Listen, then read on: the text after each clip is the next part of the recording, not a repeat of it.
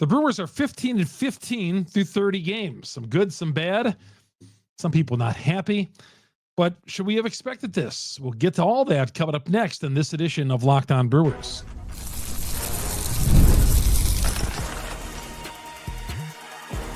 You are Locked On Brewers, your daily Milwaukee Brewers podcast. Part of the Locked On Podcast Network, your team every day.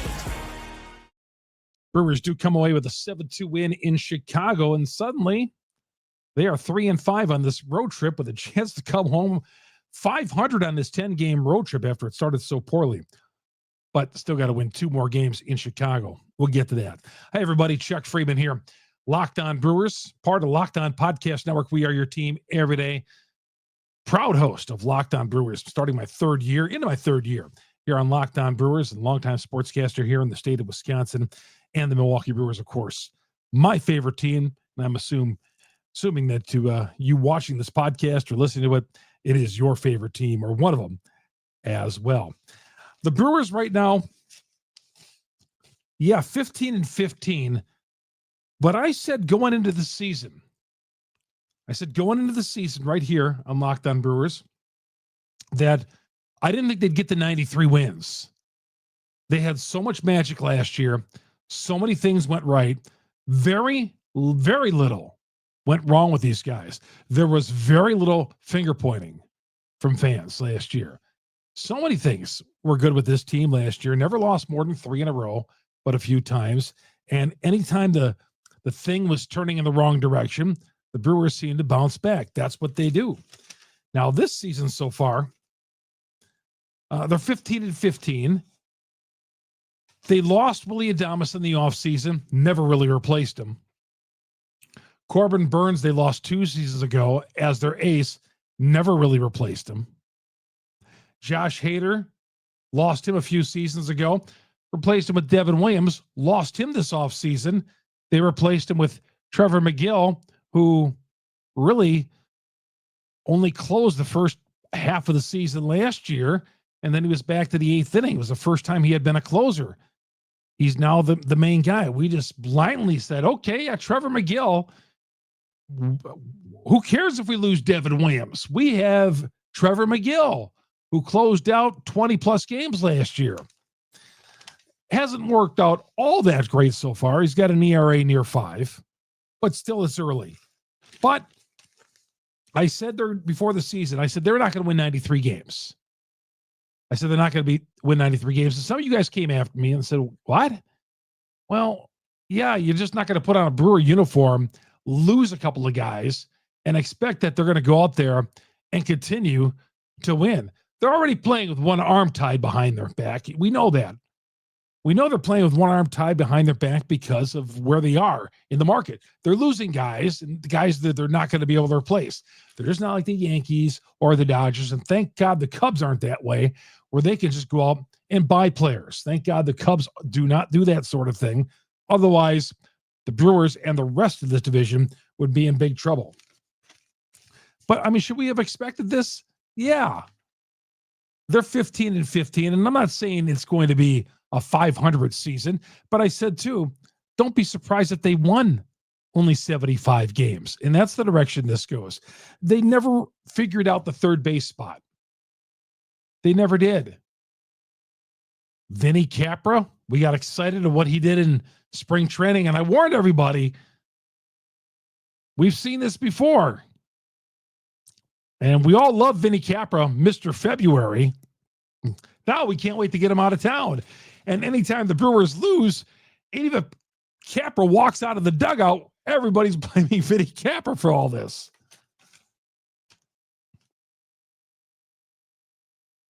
And the Brewers just never fixed that third base spot in the offseason. That's somewhat embarrassing if you think about it. That's an embarrassing decision. Really, how come there's not more heat on the fact, Dunn is sitting down in the minors. All right, he's sitting down in the minors.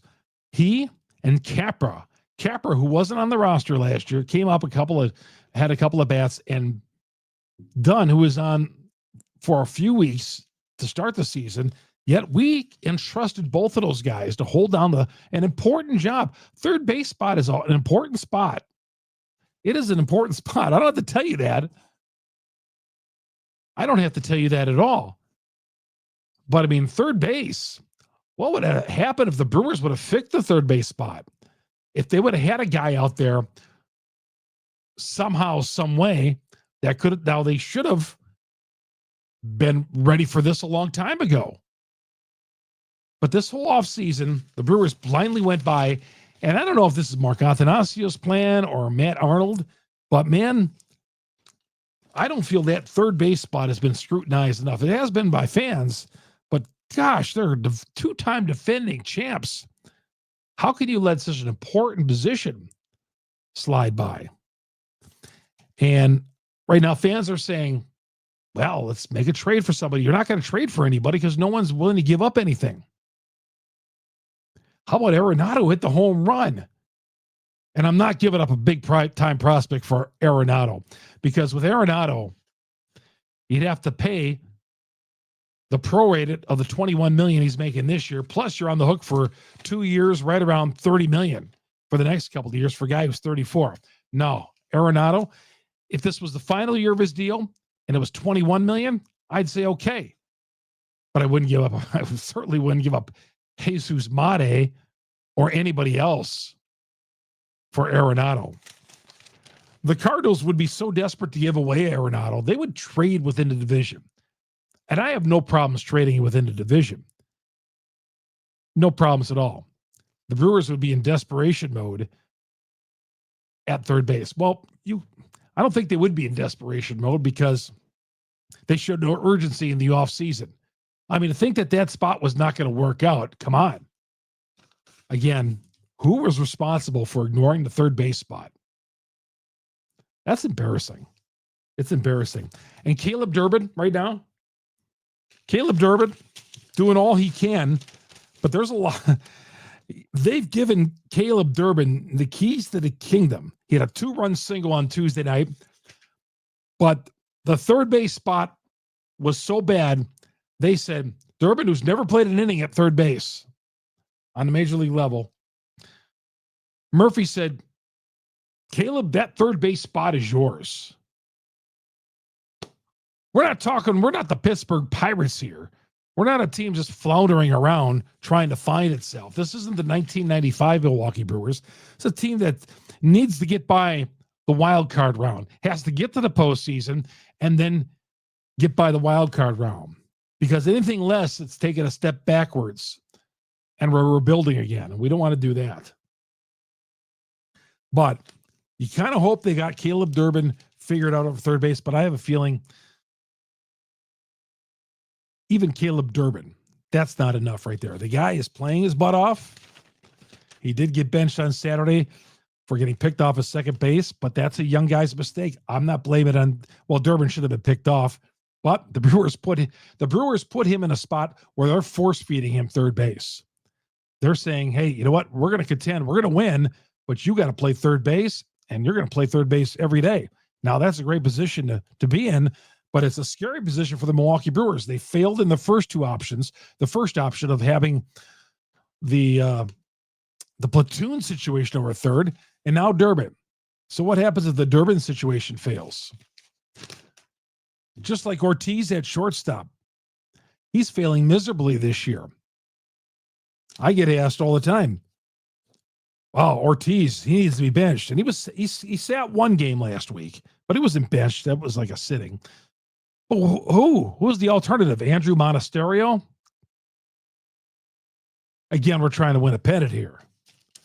So they failed on the left side of the infield so far. Well, I don't blame them for Ortiz because they traded for Ortiz, and Ortiz showed signs last year that, yeah, he belongs. He could be an everyday guy. I think the jury's out right now whether Ortiz is an everyday player at any position. He hasn't earned that just yet. He did in May last year when he was the National League Player of the Month, but he hasn't earned it so far. And the bullpen has had a few hiccups. Whoever made the decision that Elvin Rodriguez should have been on the opening day roster. I don't know who made that decision, but that was just an awful decision. And I said that right from the very beginning. I saw him on opening day pitch, and I was like, this guy doesn't have any stuff. How is he pitching, especially on opening day? How was that allowed? Should have never started. Whoever made the decision and consciously thought that Elvin Rodriguez, so they blew 2 games early on. They lost one to Cincinnati and they lost to Kansas City on opening day because Rodriguez, he started and he was giving up gopher bell. Second start, he gave up 4 home run balls. When he had Logan Henderson in the minor leagues, you didn't want to burn up a year of service time with him, but you'd rather bring up Elvin Rodriguez, a guy you know was not going to get any outs. Rodriguez did benefit him. Before he left, he gave them 5 innings of long relief against the Tigers on the last homestand when they're already getting blown out 8-1. So, yeah, the Brewers, I'm not saying it's going to stay this way, but it wouldn't surprise me if this is one of these seasons where it's up and down, up and down, up and down. Because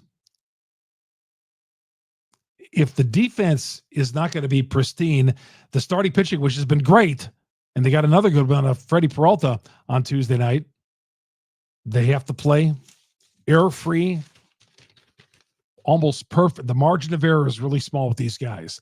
It was last year, and the Brewers were able to conquer that and win the 93 games. The margin of error is even thinner this year. Losing Devin Williams, losing a Willy Adames. And yet the Brewers are supposed to still be the best team in the National League Central. I'm worried about the Cubs. I feel like I say that every podcast. All right, Peralta again, pitching like an all-star so far this year. So we want it from Freddie. We wanted him to pitch like an ace, and he's doing that. We'll get to that coming up next here on Locked On Brewers. Locked On Brewers, part of the Locked On Podcast Network. We are your team every day. Man, we got to manage our money out there. With our family, it goes out the window when we go out to eat a lot. We come home, golf, sports, or whatever. And it's like, oh, nobody wants to cook. So that's where our money goes. Monarch Money can tell you when your money comes in, where that money goes to.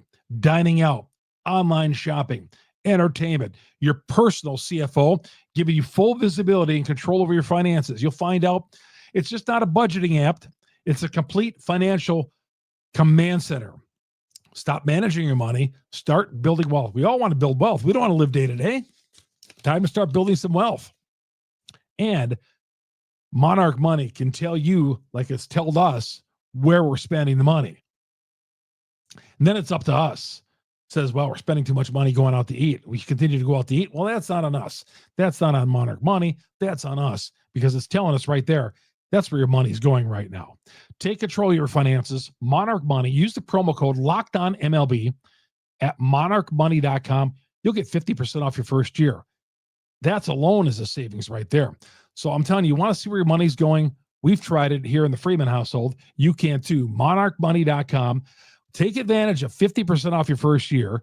Use that promo code LOCKEDONMLB, and you'll get half off your first year with Monarch Money.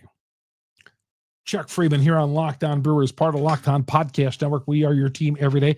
By the way, our podcast, you get it on Google, Spotify, Apple, wherever you download your podcast. We're the number one Brewers podcast on the internet because of you great Brewer fans out there. And if you're listening to us on the audio platforms, please go to our growing YouTube page. If you're watching us YouTube, my on-air sign burned out. My on-air sign burned out, or I got a short in it or something, and I was trying for like 45 minutes to fix it tonight. I will get it fixed. Not a big deal. But anyway, go to our growing YouTube page, search Locked On Brewers on YouTube, hit the subscribe button, hit the bell, and that'll bring you into our beautiful Locked On Brewers studio, which I designed here, especially for this show and all the Brewers stuff in the back. Shannon helped me decorate this about 2 years ago, and it's looking great. All right. Enough on the Brewers being 15-15. Let's get to their second straight win. As I mentioned, they're 3-5 on this road trip right now. And Freddie led them to a 7-2 win over the White Sox. The problem with Freddie, he can't go 6 innings sometimes. The sixth inning has been the inning for Freddie where he seems to get in trouble. We made it through 6 innings tonight. Quality start. And the Brewers weren't giving him a lot of offensive support. The Brewers kind of eventually nickel and dime their way to some offensive support for Freddie. Some hit bats been, bases loaded, runnings, a run score, an error, I believe there, a 2-run single by Durbin. And Isaac Collins playing left field, batting second, gets heavy. So that was great to see. But the Brewers have won 2 in a row, and it has nothing to do with the benching. Has nothing to do with that benching the other day. I'll get to that in just a second. But Freddie is pitching how we wanted him to pitch. Made 7 starts. His ERA is 2.52. 2.52, not bad. And that's an all-star type year for me. I don't want to get in awarding all-stars in April right now, but I'm just saying he's pitching like an all-star. Hasn't been an all-star, I believe, since 2021. But Freddie, keep it up. He needs to be like this, is at the top of that rotation. This is what we need. Gave up a couple of home run balls in the first inning, back-to-back jacks, and then he bounced back and was great after that. Didn't allow a run. Bullpen came in, did its job. But a 2.52 earned run average through 7 starts. I love it. I love it for Freddie. I love it for the Brewers, and they need more of that. It's on the Bill Michaels show today. Bill asked me a question. He says, and I forgot who the source he quoted, but he said, it was one of those insiders. When they were talking about players who were going to be on the trade market, they mentioned, he read that they mentioned Jose Quintana, and asked me, and I'm like, wow, last time I checked, the Brewers are in the pennant race. And I love how these national guys, they just like to come on and take our guys, the Jose Quintanas of the world. They just feel like, well, where are the Brewers going? They're 15-15. Right now, no, nobody's thinking of selling unless you're Colorado, okay, or the White Sox. But even then, you're not selling just right now. But Quintana, if the Brewers would not be in the race in July, and I fully expect them to be involved in it with Cincinnati and Chicago, those 3 teams right there, yeah, Quintana would be a selling piece. But we are not there just yet at all. And Rhys Hoskins would be a selling piece, but we're not there at all. If anything, this team's got to be a buyer if that third base spot doesn't get soon fixed. If Caleb Durbin doesn't come to the rescue there. But yeah, when Bill mentioned that to me today, that he saw it, and I don't remember, and I tried finding it on the internet before the show, Jose Quintana would be one of the valuable pieces out there. I don't know. Brewers are in first place. Well, they aren't thinking of trading Jose Quintana. They're not going to give him a long-term contract extension. But still, and somebody messaged me, Chuck, what if the Brewers got all their starting pitching back? No. There's always a spot for a veteran like Jose Quintana. $4.5 million, he ain't going anywhere. As long as the Brewers are in the race, he stays with the Milwaukee Brewers. No question about it. All right, so Freddie's got to continue to pitch like an ace. And if he does, man, I'm telling you, we got a bright season ahead. If you can have Quintana and those two, just got to get some offense. Man, you look at the starting pitching. You look at the starting pitching in the ERA, it has been fantastic. It has been fantastic on this team. And they've used 8 or 9 starters. All right. Some of you guys wrote some questions in. I said I'd get to this. Charles says, before this team gets to its potential, it has to realize Trevor McGill is not a closer. McGill was great in the playoffs last year. Definitely was the leading candidate to fill that role going into the season. Having said that, McGill blew that final game in Arizona. He was up 4-1 with 1 out.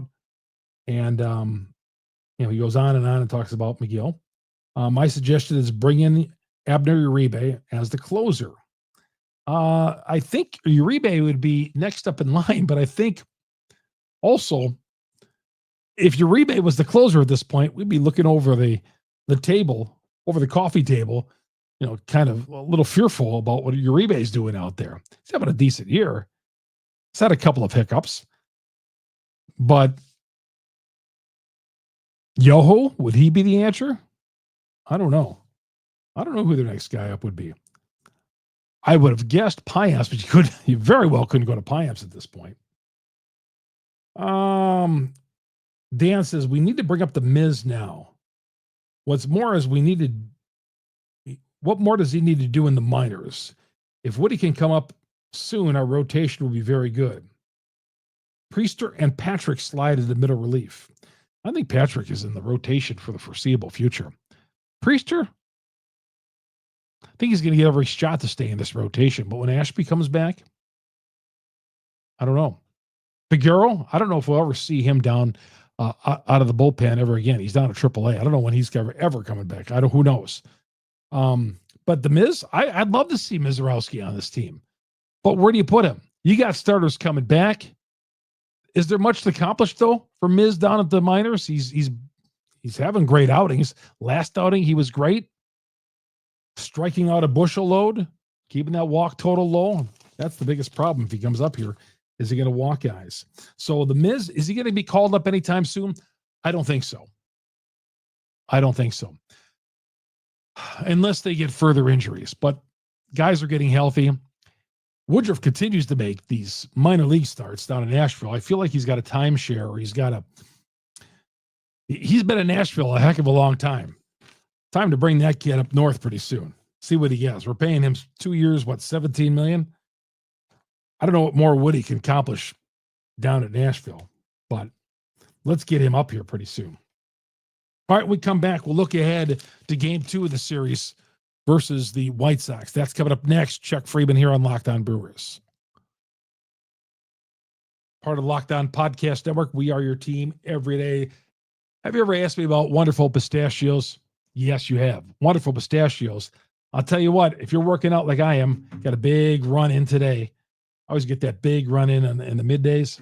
Get a big run in, come home, have something to eat after taking a shower, get the yogurt, and put the Wonderful Pistachios in, because with each 1 ounce serving, they got 6 grams of protein, giving you over 10% of your daily value. And you know what it is? Protein, protein, protein. We need our protein, and they're packed with fiber as well.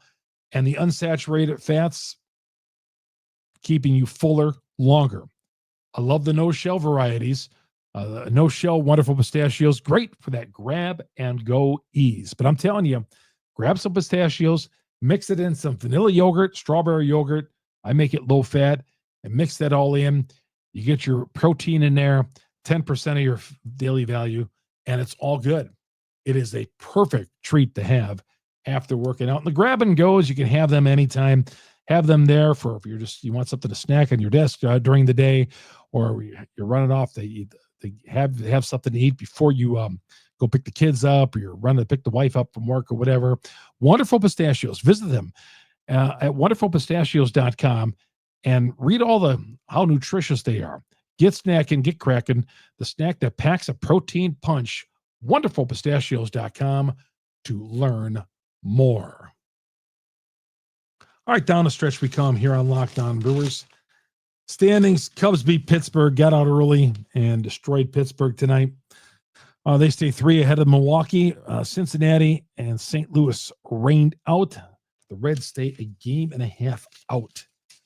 Cubs had lost 2 in a row, and now they're back up to 18-12. They had lost 2 in a row at home to Philadelphia, bounced back and took game 1 of their series in Pittsburgh. Some of you tell me, don't worry about the Cubs. I'm glad the Cubs are coming in this weekend. Cubs coming in this weekend after the Brewers finish off the White Sox. But how good would this be if the Brewers can win these final 2 games in Chicago? Okay, now it's down to a 2-game set.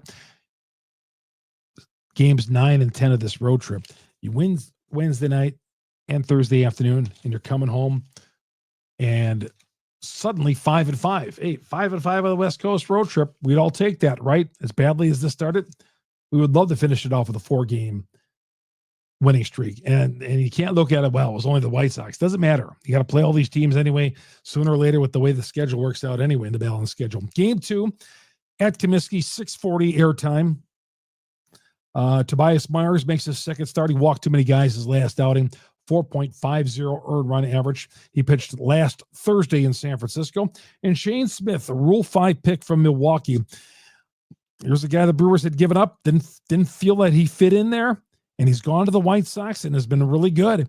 He's got an ERA of 2.30 in 27 innings pitched. He's been one of the few bright spots for the White Sox so far. A little worried about this game coming up on Wednesday.